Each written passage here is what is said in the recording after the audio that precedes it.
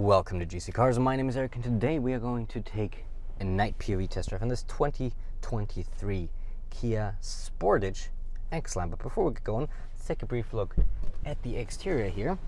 This all-new Kia Sportage. It's certainly a polarizing design, but honestly, especially in this jungle green, I actually kind of like how this looks. Now, you do see all of your stats right now on your right-hand side, and I just want to quickly talk about what we're actually going to do. Well, we are going to test the headlights, high beams, and the automatic high beams, see how well they react to traffic, and as always, we're going to do a quick little emergency braking scenario at 16 kilometers an hour, so 37 miles an hour. We're just going to stomp on the brakes and see how well the Sportage can stop itself if necessary. Other than that, if you do want to hear all my thoughts, click in the top right hand corner for my full review where we talk about the exterior, the interior, and of course we're going to compare it to the competition with Drive Plenty and see if this is the best compact SUV in the market or if you're better off with something else. What's up there? Oh, washer fluid. Okay, fair enough. I thought a bird pooped on it. I had to make sure these damn birds didn't get me this time. So, this off, and we're going to keep one light on. I also love that it's simply touching the light like in a luxury car, and it fades in and fades out. This is how you do attention to detail. I'm going to keep the fog lights on because it is a little foggy out there. And other than that, let's buckle up before we get driving, maybe. That's probably a good idea.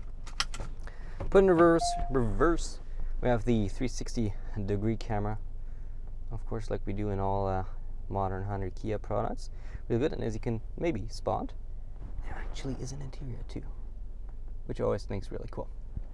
All right, anyhow, let's get going.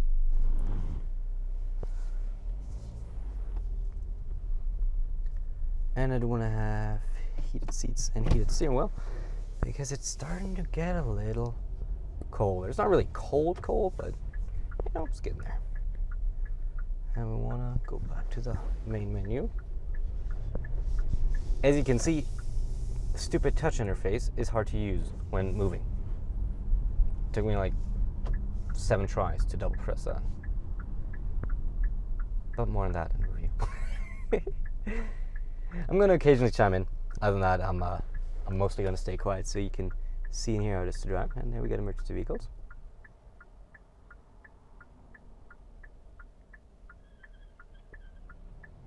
He's in a hurry.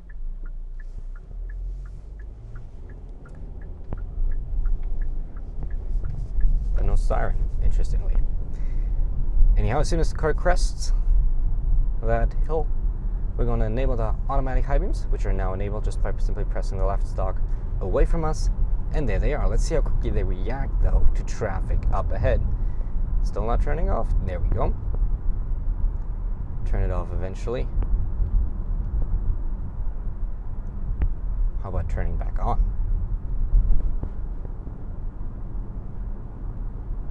There we go. Okay. So they build in a bit of a delay in terms of turning on. And off, it's also got a bit of a delay. I would like it to be quicker to react to cars, especially turning off. I don't mind the turning on delay because sometimes a car just, disappears for a second or two.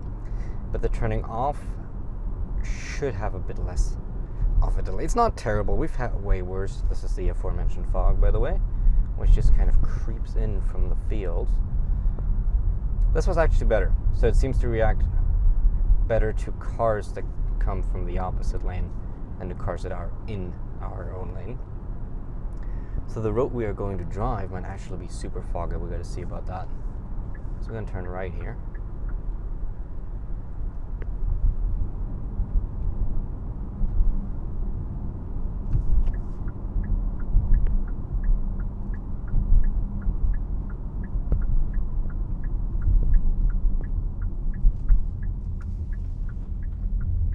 See, definitely foggy, but it's all right. It's doable. We can't really do much of a comparison here between headlights and high beams. Actually, no, it works. There you go. Headlights, high beams, headlights, high beams, headlights, high beams. Okay, works pretty well. But now we want to do a braking test, right? So let's speed up to 60 kilometers an hour. As soon as we're on the flat ground, we're gonna do braking test.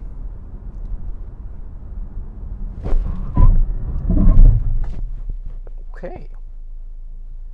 It was interesting.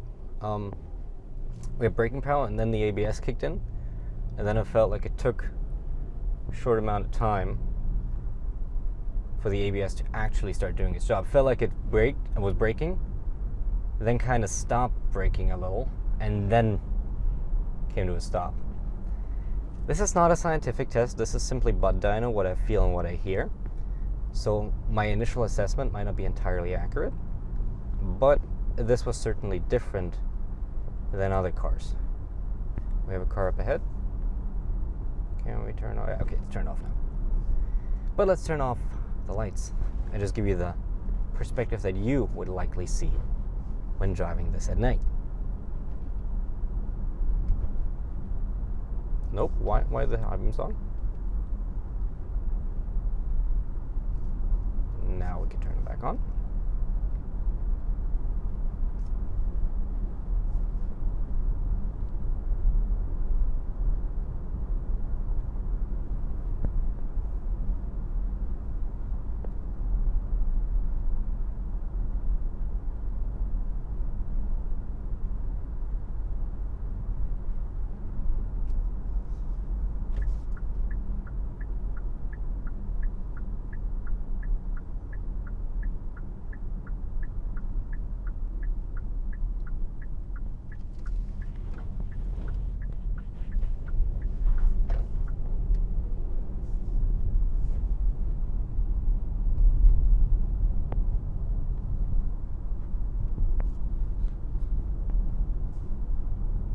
More fog up ahead. As we can see, it's kind of above the road right now, but as we go higher, we'll climb right up into it.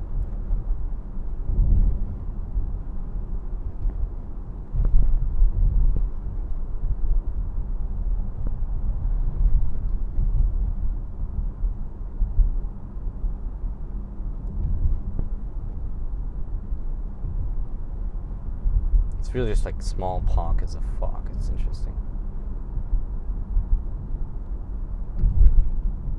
Cool.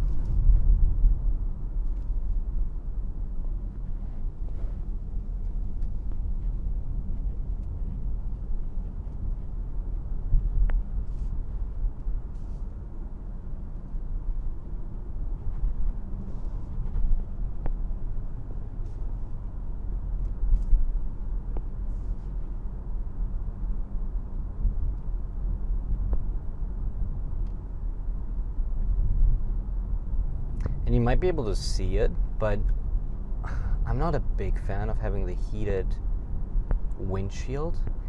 I have no doubt it's amazing in the winter, especially if there's a lot of snow and ice on your windshield. It's going to be so much easier to keep it clean. And last winter, we did have a blizzard, and I had to drive through it, and oh my god, that raccoon, I did not see that raccoon. Luckily, he stayed to the side. What was I saying?